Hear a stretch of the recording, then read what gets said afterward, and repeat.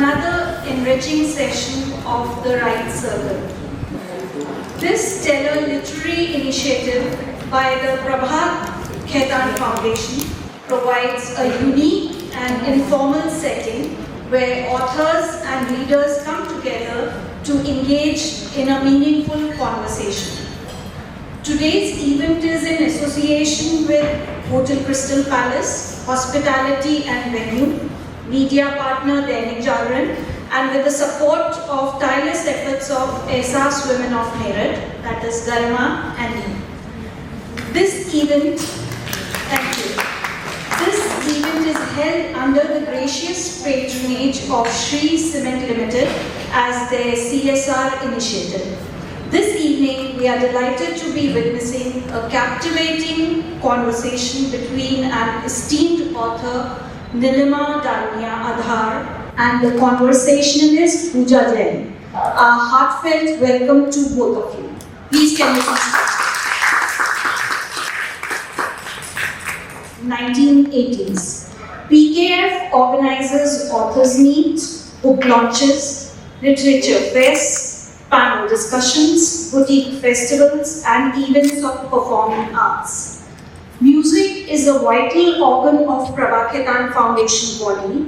We are happy to share that 3-time Grammy Award winner Ricky Cage was here 6 months back, the man behind the anthem and signature caller tune of Prabhat Khaitan Foundation has curated 12 amazing musical theme-based pieces for our video invites and social media platforms. So if you see the invite that was sent to you, it has been curated by Ricky Cage.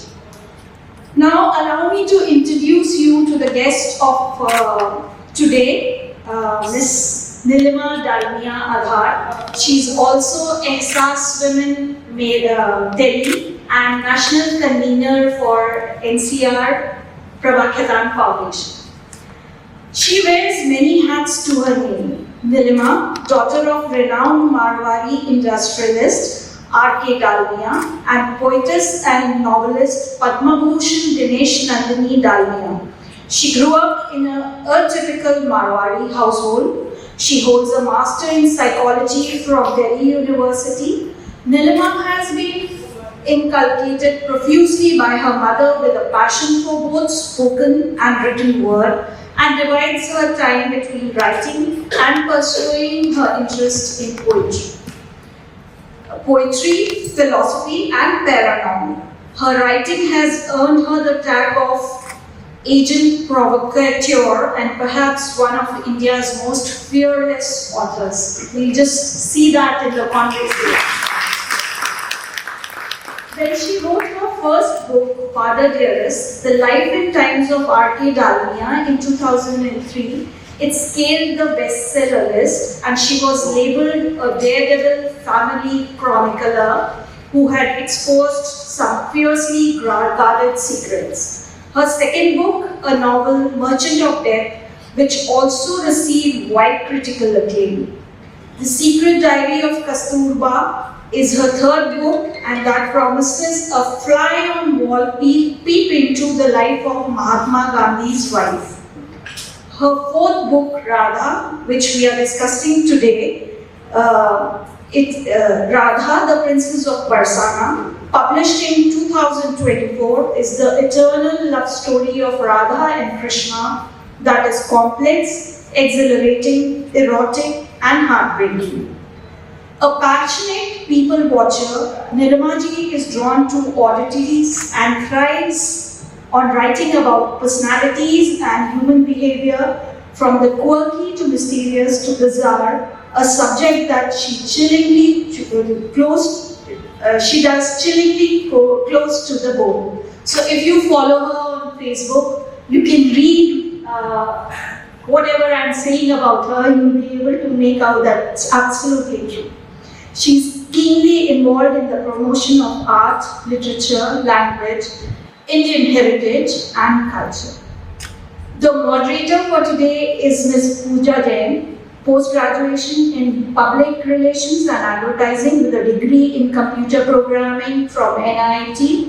She's member of Care and Share, an NGO that makes toilets in villages, offers free lunch for poor people, helps the needy, and provides education to kids living in slum and roadside dwellers. She's also formed a home decor venture, As You Wish, which works with local artisans. So let's sit back and relax, as I know today's talk will leave a very, very positive impact on all of us. So let us get inspired and be yearning for more. Thank you. Pooja, over to you. Now hasn't realized, and at a point in 1930, Mr. Dalmia was the biggest industrialist in India and alpha performer in sugar, cement, chemicals, glass, banking, milk, dairy, and eventually acquired the Benetton Coal Mills Times of India, which was that time like a blue-eyed English publication run under the stewardship of the British. So, and he was the first one to acquire that. So your illustrious father navigated through the crests and troughs of life, and you have been the witness of it all. So can you tell with your experiences what you have seen and witnessing his stratospheric high and the unexpected lows? What have you learned out of that? You know, life has changed, I think, from how it was and how it is now. So what's your take? Thank you, Pooja. Gorgeous description of me. And I always say that when I hear that about myself, I almost fall in love with myself. But it's a great pleasure to be here. Lots of very very spirited, very interesting young ladies, a few men too. I am delighted to be here to talk about myself, my parenting, my career my journey as a writer, my career as a psychologist, and last and not least, my book on Radha. To answer your question, Pooja, my father was 58 years old when I was born. I am the fourth child of his sixth wife. I was 23 when he passed away. I had been married 2 years. So what I do know of my father, which I researched, partly I spent a little time with him in my childhood. He was a father in absentia because he and my mother had the most turbulent kind of relationship and we had a dysfunctional family. But what I remember of him and what I put down finally in the first book that I wrote, which was The Life and Times of Dalmia. It was titled Father Dearest, a little bit of a tongue-in-cheek. I got some of that knowledge about my father's life from his own autobiography, and a lot of it from my mother, who lived through very turbulent times with him. So, there are two aspects of my father's personality. One is the man who was the industrial genius and the financial wizard. And the courageous, there's no other word I can use for him, this suicidal, courageous person who took on the powers to be at that time Jawaharlal Nehru. I don't see that kind of passion and that kind of driving spirit in anyone today. Everybody is scared to take on, and rightly so. If you want to survive in a system, you cannot fight.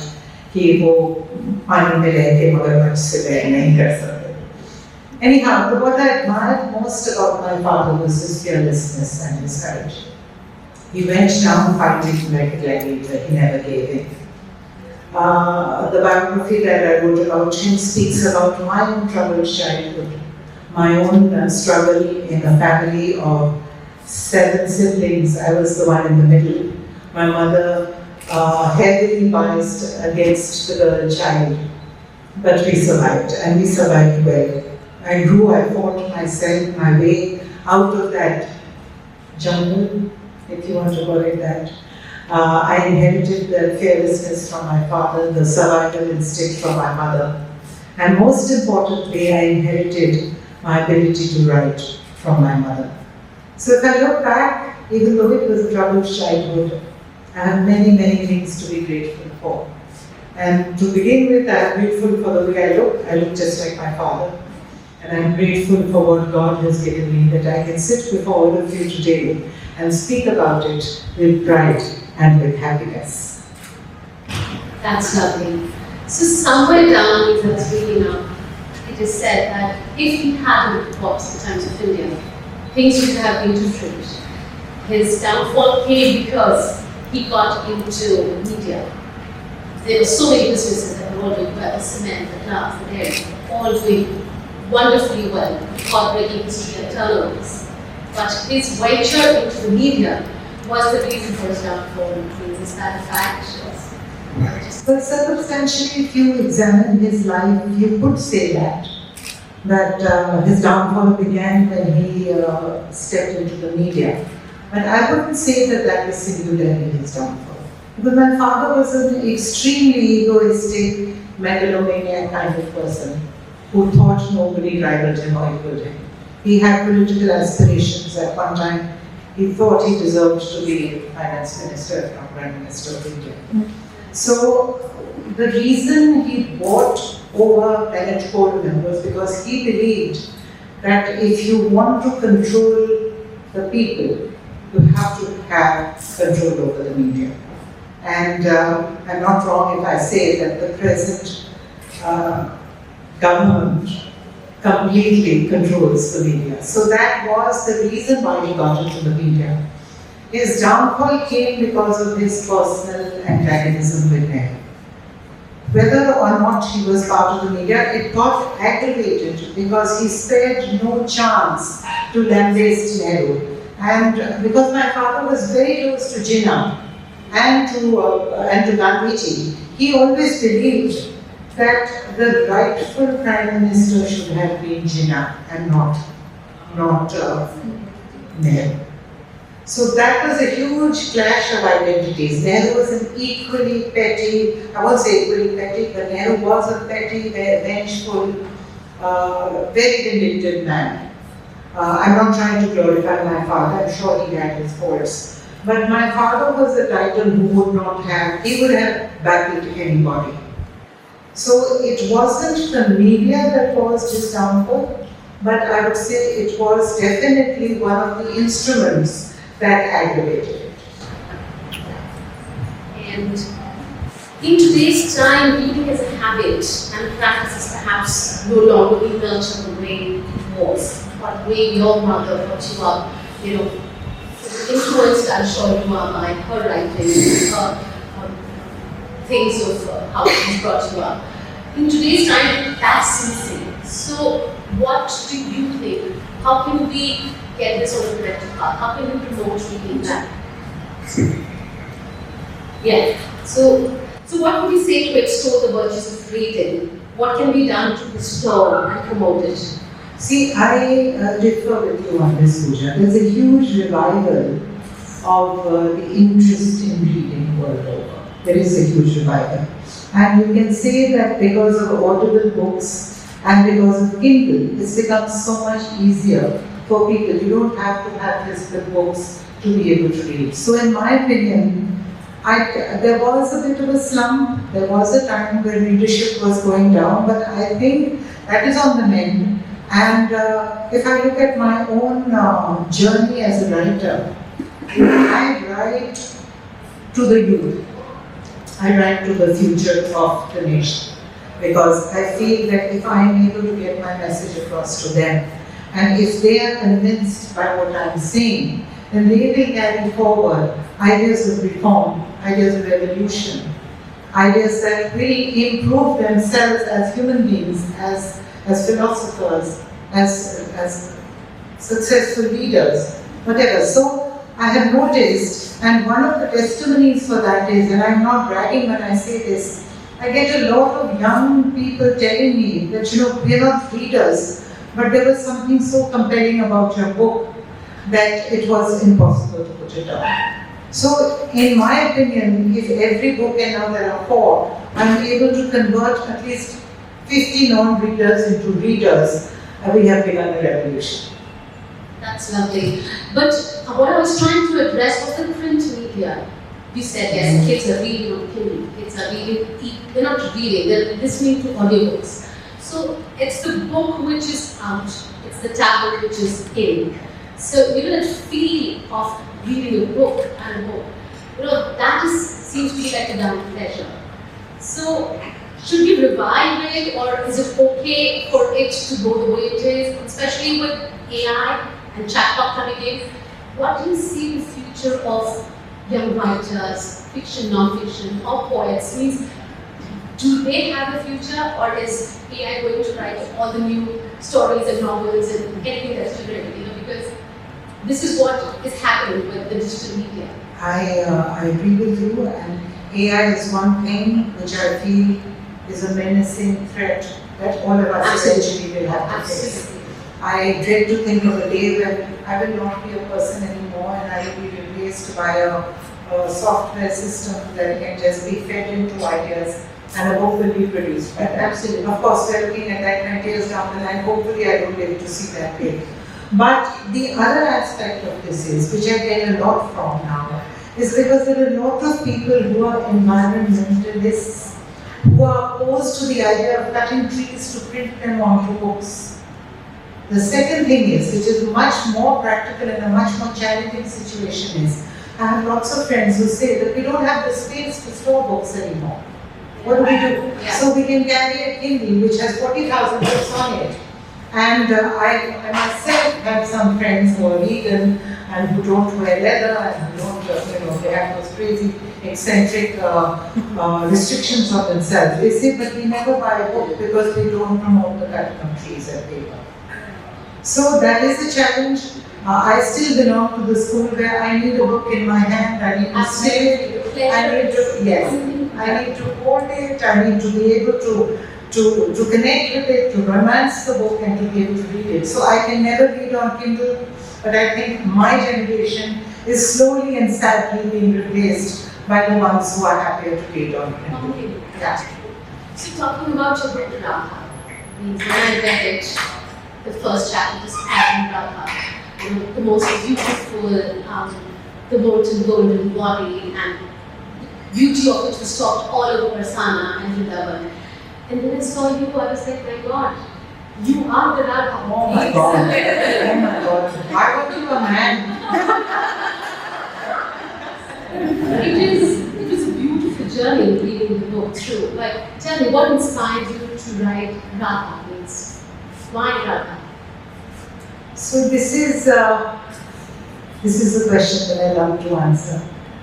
For me, Radha has been a spiritual, a magical, mystical reality, magical realism kind of journey. I never chose Radha. Radha chose me. And I don't mean to sound pompous and arrogant when I say this, because when people think of Radha, they think of this demi-goddess, and they say that how pretentious and arrogant this is of you as a human being to say that you were chosen by Radha. But there's a reason I say this, because I feel that the same I said with Kasturba, that I never chose the topic Kasturba to write on. I think she chose me. And that we talk of later, but I'll tell you about Radha. So it's a strange story. This was I think 2018 or 19, it was soon after Kasturba was out, and I was on one of my book promos in Ranchi.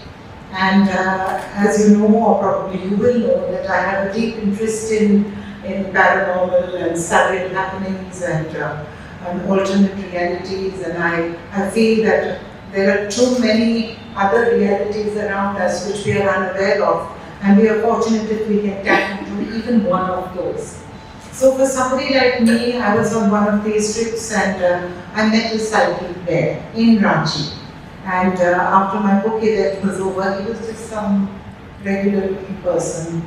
I later learned that he's a senior officer and some bureaucrat in one of the government offices.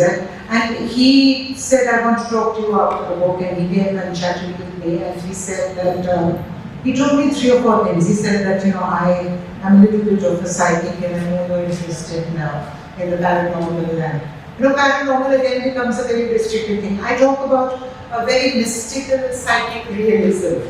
So he said that I want to tell you one or two things. He said, and by the way, I grew up in an environment where astrology and future forecasting, and this was a big space in my growing up years. My mother was an astrologer herself, and my father, much as he was his financial wizard and genius, he was hugely dependent on astrological advice before he ventured into anything. So having grown up in that background, having had my own interest in paranormal psychology, having had some mystical experiences of my own, which I can tell you later if you're interested in, he kind of stroked, he hit just the right space in my heart. And he said that you were a woman in your previous birth. And so that kind of interested me. And I was a bit skeptical. I said, maybe this is some guy who's just trying to make money and say the right things that I want to say. And then he said, you had a mission, incomplete mission in your last life. So you have been born to complete that mission. So I was still jesting with him. So I said, so what is my mission? And he said, it is a mission that you will get to know yourself. I will not be able to tell you this mission. It will come to you. And then he said, we spoke about what is going to be my next topic to write, which normally every session ends with. And I said, well, what if I want to write about something that I absolutely don't know, but still is in the air and is waiting for me to write about it? He said, talk to her. She'll tell you her story. He said, if it's a mythological figure, if it's a demigod, because I have said that I want to write about a female figure, which is an extremely strong woman. Most of my books are centered around very strong women. So he said कि आप नवरात्रि आ रही है और आप एक दिया जलाइए और आप उस पर कॉन्सेंट्रेट कीजिए जिसके बारे में आप लिखना चाहती हो वो आपको अपनी कहानी बताएंगे. Did you miss something I said? No. So I kind of got very intrigued. Tell you what, I'm not a ritualistic person. I believe in God. I am spiritual, but I don't believe in rituals. I don't go to a temple every day to pray. A couple of कुछ महीने बीत गए, मैं भूल गई इस बात को, फिर मैं वापस आई. I dreamt of Radha. It was an extremely vivid dream. It was not that I was watching something happen in my eyes. It was like I was inside that dream. Like it was happening with me. And there was Radha, this beautiful woman who I described in that. It's almost that I was there with her. And I saw this dream in a kind of color which is unknown to you. You don't see those kind of colors. I mean, like what you call this high resolution pictures and these colors which now are on these highly smart cameras. It was nothing like that. It was surreal. And I saw this vision. I saw this beautiful, this happening. It was flowing in front of my eyes. I wasn't watching it, I was in it. And when I woke up, all the pieces fell into place. I said, yes, this is the story that I have to write. And that's how I have it. Is it mystical that your name, Neelima, Dalmia, Adhar, has the Radha in the Adhar? You know, that's another one of those very surreal coincidences. That's that Adhar is an anagram of Radha. Okay, there are other many things that happen to me, like you get signs. Okay, I don't know if I'm making sense. To some people, this will sound like bullocks. But for people who do believe in alternate realities, I got so many signs. You know, I used to get visions, of course I get, and I do get dreams a lot. Then I used to get fragrances in my house. I could smell these unearthly fragrances, not like bottled Chanel perfumes or the perfumes that we all use. And I was like flooded with fragrances, with color. A lot of fragrances. Yes. So all the senses which can be stirred by any kind of physical stimulus, I was experiencing those. I would open my cupboard. I'm a very color person. So I would just see this plethora of color. I could smell that. And the most surreal aspect of it all is this book, the cover of this book, if you see. This is the part of a painting which is in my house, which has been in the family for more than 50 years. I'm talking to my husband. So it's from my mother's side of the family, and then later my husband bought this painting, and it has a private place in my drawing room. It is one of the main paintings on the wall. His favorite painting. It wasn't my favorite painting, and when I started writing, and he told me one day, he said, why don't you use this on your cover? Snapshot of that to my publisher, and they flipped. And so I'm just thinking, all the signs fell into place. It was almost like what the psychic had said, that you think of your story, it will come, she will tell you the story. And then to go a step further, Pooja, when I started writing about Radha, see, when I write my books, I don't know about other writers, I've never been trained to write. Writing has just come to me in my blood. I never did a course, like a lot of people do courses, creative writing and all. I just went to a regular common school, and whatever I learned in school is part of what I speak and write. Because after I wrote the first chapter, I did not have to make an effort to think of the story. It was almost like I had opened up a portal and someone was telling me that story. So one chapter after the other, it just kept coming to me. I knew how I had to end it. I knew how I had to begin it. All I did was fill in all the chapters there. So, any country is driven by its culture and religion that people practice. And India, we really strongly believe in all the mythological characters that it means. I think we're the only country that's living the religion and the practice that we practice beyond that. So coming from there, if I have to compare Sita and her devotion for Ram and Radha's devotion for Krishna, if you were to compare both of them, which do you think, what is your belief, which was the most stronger, or let's say the most praised relationship? Means till date, it is always Ram and Sita. It is, though Krishna ji was married to Rukmini, but it is always still Radha and Krishna. But they never united. It was never a happy ending. So, what is your take on their devotion with the loved ones? One had a successful and a happy ending, the other did not. So, how do you describe their relationship and their inspiration to today's woman? The one fundamental difference between the relationship of Sita and Ram and the relationship of Radha and Krishna. Sita and Ram is driven by fidelity to her husband. It's Pativrata. Sita was married to Ram. She was abducted by Ravan, who's related to her by marriage. She flouts all the laws of her marriage. So, if you want to compare today's woman, I would identify more with Radha. Myself would identify more with the spirit of Radha. Because Radha's character is driven by erotica, by lust, by passion, by love, also devotion. But Radha, if you look at it, she's in an extramarital relationship with another man. She's in a multiple sexual relationship with two men. She's married to Ayurveda, but she's in a sexual relationship with Krishna. And she's flouting all the laws blatantly, flagrantly, without any embarrassment. She lives by the courage of her convictions. She doesn't believe that if you are not married in soul and spirit, that you owe that fidelity to that man.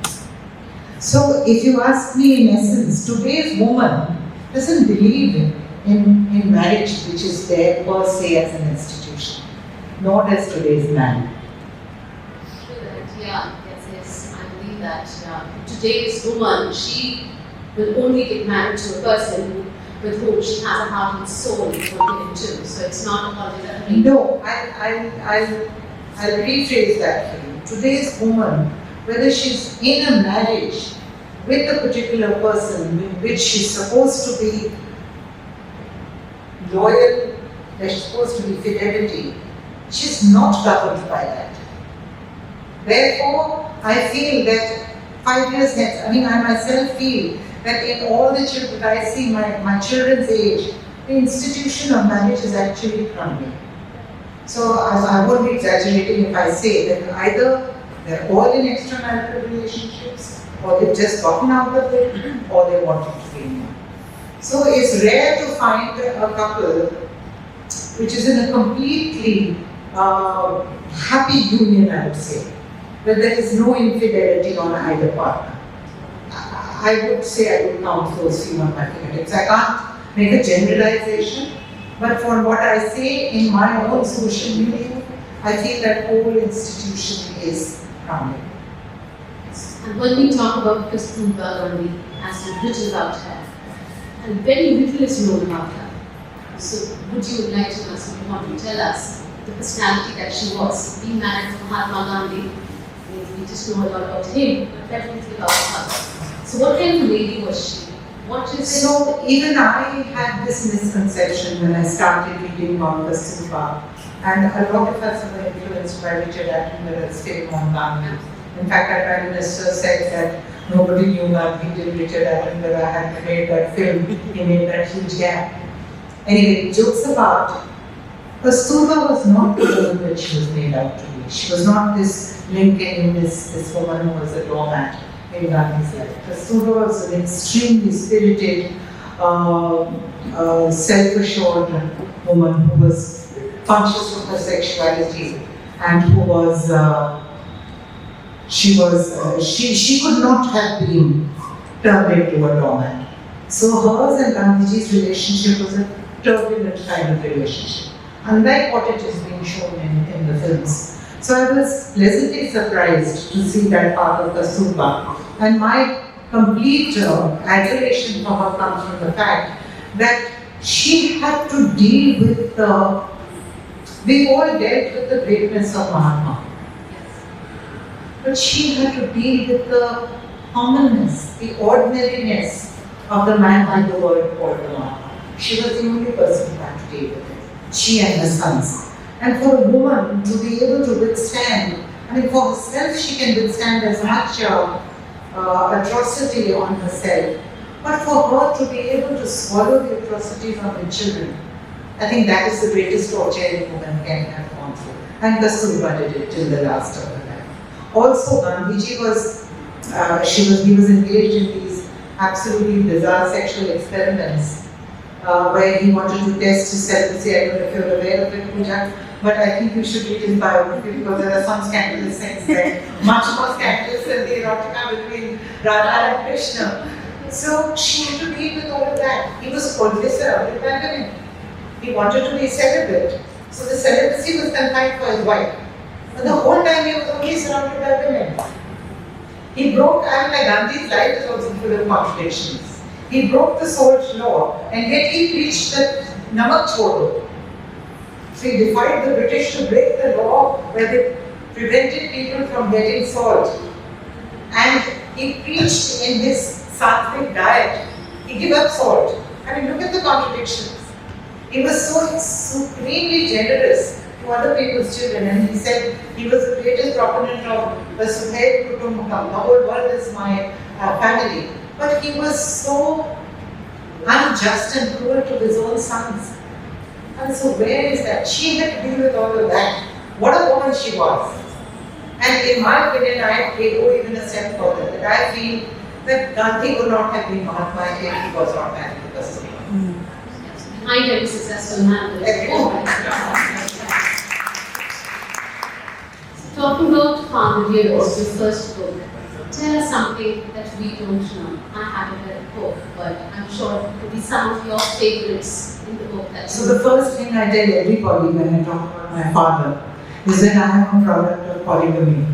And the fourth child of his sixth wife, and he wasn't an Arab. So that is my opening line, which makes everything. And if you ask how my father was married, there were 6 women he married. My mother was his youngest wife. My mother was married to him in 46, and the Hindu Marriage Act was amended in 50, when for a Hindu man to take on more than one wife was not allowed. And in fact, the joke which a lot of my friends my scandalous friend says that it's because of your father that the marriage act was changed. It's because of my father's acrimony towards Nehru. But yes, my father had deep acrimony towards Nehru, and they battled on every front.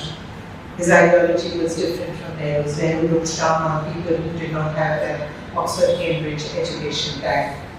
So there were lots of points of conflict. So that is the first thing about my father, is his courageousness, his courage, his candor, his courage, and I feel that I have inherited a lot of his candor and courage from that gene of my father's, which I am supremely proud of. The second thing about my father is that my father, like I told you, a lot of chilling similarities between Gandhiji and my father. My father was younger than Gandhiji by a couple of decades, but they had the same kind of temperament. He was one man to the world, and he was another man to his wives. And even though he married 6 women, there was never an impartial conduct to his wives and to his children. So he played favorites. Whichever wife was his favorite, her children became his favorites. And before he died, I told you I was 23 when he died. Before he died, he had fallen out with my mother. So when he married my mother, she had like 7 years of a golden honeymoon, after which they had a fallout. So his behavior to my mother was almost as cruel as Gandhi's behavior towards Kasturba.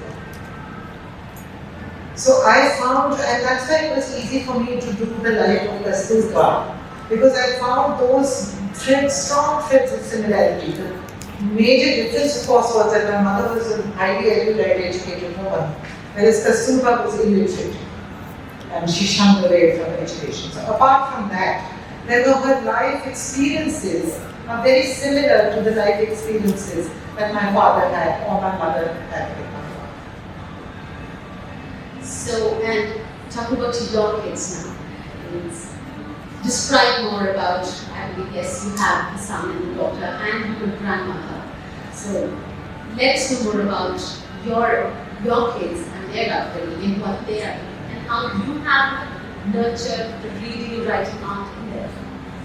So I have 2 children. I have a son who's about 34, 38, and I forget because I freeze at 30. And my daughter is 42. She's got 2 children. She has a beautiful young girl who's going to college now. She's 17, she'll be 18 in October. She has a young son who's an ace football player, and he's now just gone into grade 6 in Sri Ram School in Delhi. Both my daughter's children are extremely artistic. The older child, the girl, has written a book which she has sketched herself. It's a beautifully done book. She's done a collection of 50 poems, and with each poem she's done a black and white charcoal sketch. It's already published. It's called My Noisy Inner Street. And my younger boy is an ace footballer, and he's an all-rounder, and he's crazy. He's super bright, if I can say so myself. Now it is strange when people start praising their own grandchildren, so don't get started on him. But I covered you asked me, so don't blame me. I believe your grandson is also an avid reader. My grandson is another level of reading. First I'll tell you about his father. Yeah. My son has written a book called Voices in my head. Voices in my head. Voices in my head. I get confused between the two. Hers is My Noisy Inner Street is his voice. His book came before hers. So he has he's a biohacker, if you know what a biohacker is. So biohacking is this new kind of a space, you are nodding, I'm sure you know what it is, where they have these, there are tools where they have research, where they can cure all kinds of diseases without medicines. So he was a childhood asthmatic, and he found a way, which he's written about in his book, where he has overcome his asthma. And his book it's a lot about, it's like a diary, it's not about his own personal experiences, about the problems he had with me as a mother, yeah, a lot of challenges, I have learned a lot of things which I did wrong as a parent. Then he's written a lot about his own, he's written his interspersed with poetry, with his own experiences, with a lot of his biohacking techniques that he has mastered. And one of the secrets, if you want me to spell out, is why do I look the way I do? Because I follow a lot of his biohacking methods. And a major part of that is supplements. So I do use, both my husband and I both use a lot of supplements. And I can proudly say that we look much younger than all our peers. Absolutely, absolutely. You defy age. And his son, the younger one, who's now 7, he reads one book a day. He's finished all the Harry Potter series. In fact, I have to tell him, slow down, Harry, you can't. He reads all day long. You take him into a toy shop, he'll pick up a book. You take him into a playground, you take him into an amusement park, he'll be sitting with the book. So he reads like reading is his only passion. His two passions are food and reading. So I think he'll do well. It's genetic, This generation is not into reading. As I said, they would take audiobooks. Like my daughter, she's read all Harry Potter books on an audio, on a journey, on a travels, and it can be all on the phone. And I've read it from her. You read it, you heard it. So that's the new generation. But how do we, promote reading in kids? The book reading with the gadget in front. They say scientifically, children who are lured to a lot of gadgets such as sound, movement, light, they can never get down to reading because it is still and it is black and white.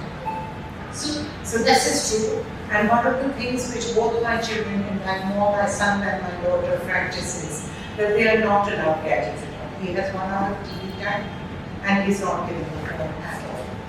So I don't think they pay to give a phone. He would have been happier if his school did not, because a lot of learning now is done on tablets, which they have to do. Yeah. And they are the ones, parents among them who are protesting that reduce the tablet hours. But I know one thing about my son, he used to come home from work and his little baby was 6 months old and he would put him down on the bed and he used to read Economic Times to him.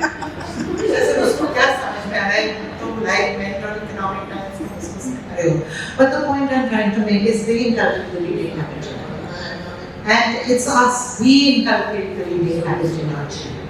So it's up to this generation of parents, your children, my children, who it is up to them to create the love of that action paperwork.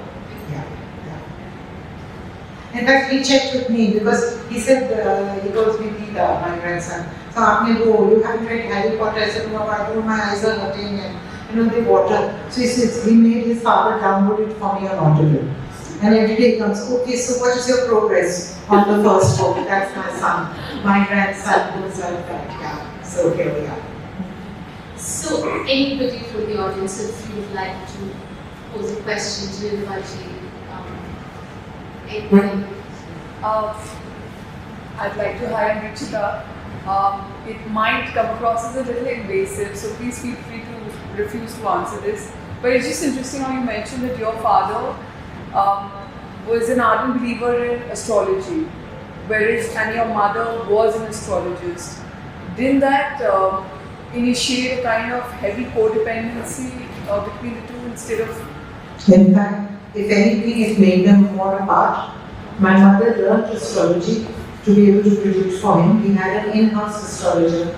He used to sit like he'd come on duty in the morning and only leave at night. It was only for us. She learned astrology from him, but she was also very psychic and intuitive. But by the time that happened, the friction between my parents had become too divided and too deep-rooted for it to have been mended with her astrological predictions. And in fact, his prejudices became so deep towards her that anything she said, he thought it is only because she wants to score points for herself. She's trying to promote herself through her astrological predictions. So it was a point of conflict between them. Can you talk about any of the psychic experiences that you were just talking about? Alternate reality? I'll tell you, in fact, I'm happy you asked me, I did not tell you this. So, my father, in every house of my father's, because all my stepmothers were given separate homes in fancy areas of Lutyens, Delhi, where he lived, and They didn't go to him, he went to whichever wife he needed to see at that time, actually like the kings. So in every home my father has a mandir, because he's a deeply religious, practicing Hindu. And in our home also we have this beautiful mandir which has a statue of Vishnu lying down with Lakshmi ji pressing his legs. And on top of the mandir is a glass, we still have that mandir in the home. There's a glass cabin. And on top of the glass cabin, there's no, how do I tell you? There's no roof over that, which means that nobody can walk over that cabin. So it was like open to the sky, and then it touched the terrace. So there was this glass cabin, and around the glass cabin is another room, where whenever there was kirtan or anything happening in the mandir, so there were certain acoustics which had been made. So the women had to sit on top in the upper room and listen to it. Like this is the cabin, so you could see it from here. And the men would sit down.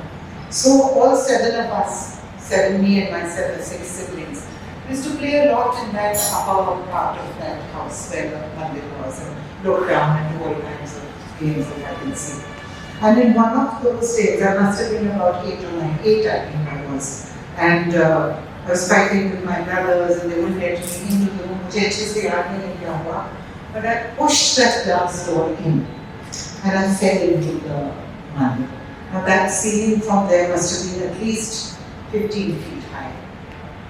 I fell onto the glass cabin, and from the glass cabin I rolled onto the floor.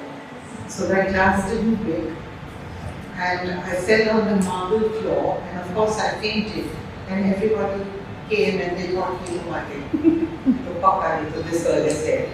And of course then the doctors came, and when I woke up, my father was giving me halika food, and my mother was around crying, and all my brothers and sisters around me. And the only thing, I mean, they made me walk, I didn't have any bones broken, nothing happened to me. The only thing I remember, and I remember it like I'm seeing it today, was there were these 2 hands that I felt when I fell. They held me and they laid me on the floor. And the 2 hands of like baby which is up. They were black. It was a black like clothing here. I couldn't see the face. I just remember those 2 hands which placed me on the floor. So there was not a scratch on my body, no bones broken. These days you fall off a small little step like this and bones crack. And I think that is one of the most surreal, the most mystical miracles that happened to me in my life. It was like I was born the second time again. So that also explains my belief in the paranormal and mystical realities and alternate realities, and why I get so drawn to that. Tantra, and this is why I follow one Dreamsy channel my husband is set up of me on tantric practices and I just get so drawn into it. I mean, it scares me also. I don't want to ever get into it. But I'm very intrigued by it. I want to know more and more about it. So there is some side of me which draws me, pulls me into that. And that explains all these other subtle things that happen. How that happened also.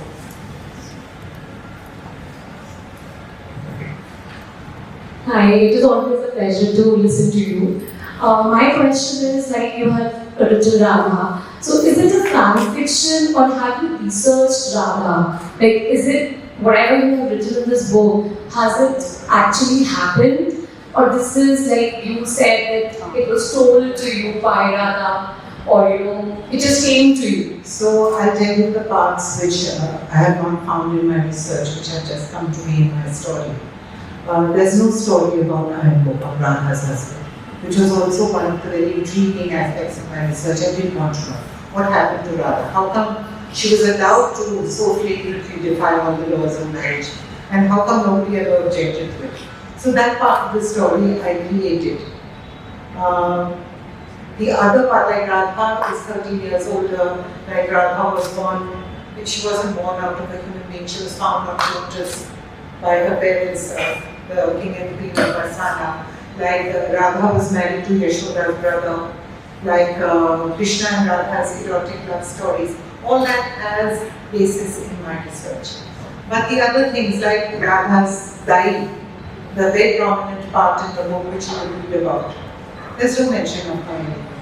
Or Iron Gopal, her husband's mistress, who he buys. There's a slave girl who he buys from a tavern and he keeps her there before Radha's married to him.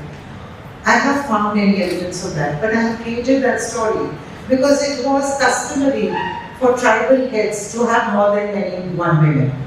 So it just came to me that it's not possible that somebody who's so robust, who's so virile, who's head of such a robust, virile clan, could not have had other women. So I have just used some logic, some imagination, and a lot of tapping into several alternate realities. I have a question on that. The Srimad Bhagavatam, there is no mention of Radha at all. So what have been your sources? What have you researched? And because it is the story of the Krishna avatar in Srimad Bhagavatam, but absolutely no mention of Radha. So there is a book on the early childhood of Krishna by Ramesh Menon, some sources from there. Then Krishna's childhood, we all know about it, Putna, Topo, Govardhan Padaka, all those magical things that happened. So in my mind, because there is no proof or disproof that Radha was there or not, I was able to create a character out of my own hands where Radha's witnessing all that. And you're right up till 400 years ago, before Jayadev wrote his Geet Govind, there is no mention of Radha. So we don't know. Some people say Radha is a figment of the imagination. Some people say it's just a poet's dream. But I believe in my Radha. And I believe that the relationship between Radha and Krishna, which was one of pure erotica, there's no fudging those facts. That a lot of the metaphysical people who worship Radha as goddess, who want to say that Radha was a part of Vishnu, or Radha was married to Vishnu and they were cursed to be separate for so many years. I didn't want to go into that. I didn't want to go into the bhakti aspect of Radha. For me, I wanted to get into the soul and mind of Radha. I wanted to understand what is it about Radha that makes her so special. That she was the prime love of Krishna's life. And then he just went away, he disappeared. So that interlude in Radha's life was what intrigued me the most. So I have kept that as the core of my story, and everything else I have built around it. Looking forward to reading it. I think you will enjoy it, yes. I know your phone is full of nice poems, so I would like you to recite all of them. हे भगवान, वो किताब से पढ़ देती हूँ मैं। वो कौन सी पढ़ाऊँ? कोई सी भी अच्छी सी छोटी सी। उसी में से पढ़ देती हूँ। So I'll just tell you about this poem. Like a lot of things which were science long before I had even had it. What of Radha, I have written this poem. And there is a friend of ours who has this beautiful, absolutely dream-like farm on the outskirts of Delhi. And every year, they had done almost like magical creations of flowers that they have interbred, that they have this natural organic water spring. मतलब वहाँ पहुँच के ऐसे लगता है कि you are sitting in some seventh heaven. I'm using a more biblical term. But yes, Vrindavan का वो उस तरह का beauty है उस farm में. And she usually used to have these dinners out in these undulating trees, under the sky on a full moon. So once I came back from one of these dinners and I wrote this poem. I have no idea where I'm ever going to use it. So things just fall into place, and I will, on very much insistence, I will read this poem out to you. So this book ends on this poem. It begins when I say that I dreamt of Radha. And it ends with this poem, and you know why I ended it with this poem. Because when I ended, I had said that now I don't know whether that was a dream or it was a trance. Did I really dream of Radha, or did this story really happen? So here goes.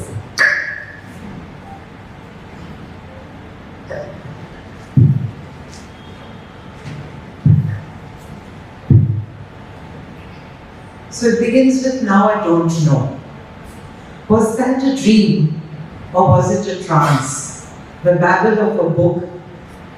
I'm sorry, I'm saying that again. Was that a dream or was that a trance? The babble of a brook and flowers that dance. A touch of a breeze that rustles your hair. A hint of fragrance. Is it really there?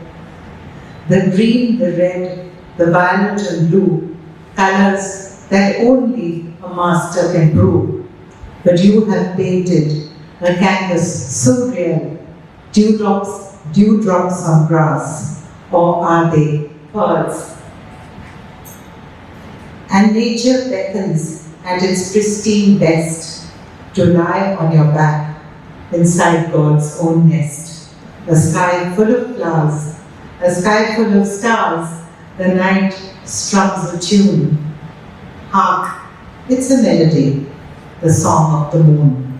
I still don't know if that was a dream or my mind is playing tricks and I wake up downstream.